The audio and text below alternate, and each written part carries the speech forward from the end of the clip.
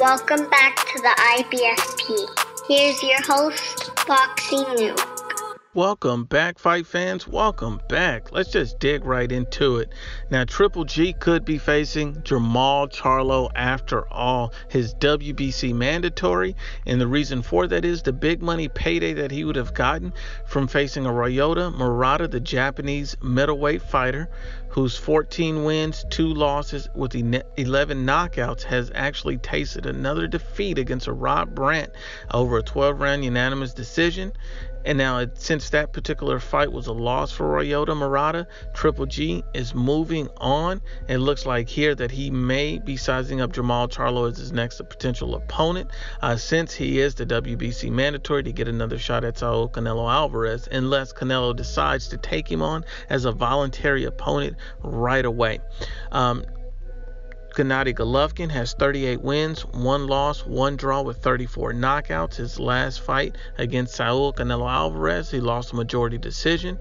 And then if you look on the other end against a Jermall Charlo, he's actually has 27 wins with 21 knockouts. He stands at 6 feet tall with a 73.5-inch reach. His last victory was a second-round knockout of a Hugo Centeno Jr. The best win on his particular record is an Austin Trout, which he defeated in 2016 in a 12-round unanimous decision. He's pretty on and off as far as activity. He's only had 1 fight this entire year, and he had 1 fight in 2017. Jermall Charlo is not the most active fighter, and he's pretty unproven. He has elite level skill sets, but he's not an elite level fighter. He's never proven that in the ring. He's never fought an A level or even a top B level fighter. He's fought a good fighter in an Austin Trout, but he was already on a decline. At this point, Jermall Charlo is an unproven. A lot of guys and fanboys are going to hype him up and say he's the guy that Triple G's ducking or avoiding, but clearly not. Triple G, in my opinion, would stop Jermall Charlo. I just don't believe that Jermall Charlo has proven that he's worthy to be compared to a Gennady Golovkin. I would love to see that fight. I think it'll tell us a lot about Gennady Golovkin and just how good Jermall Charlo really is. It would prove a lot and shut up a lot of fanboys, because it'll let you know that there's levels to this game, and you can't just talk shit and expect that Triple G would be avoiding the fight. The only reason Triple G was acknowledging a Ryota Murata fight more likely than not was because it was a huge payday. Jermall Charlo's not a big name. He's never headlined a fucking card. So for all these people saying that'll be a huge fight, that'll be a big fight, how so when he's never headlined a fucking card? He's never carried a card for the PBC.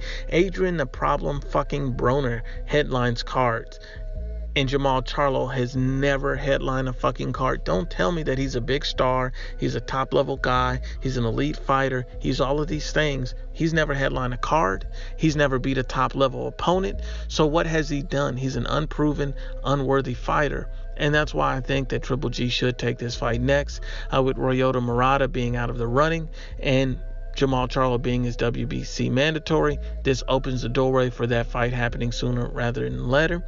It looks like Triple G will be interested in fighting back this coming March in 2019, according to Tom Loeffler, his promoter. So we'll see what happens. Once again, it's the IBFP. Please share, like, and you must absolutely subscribe.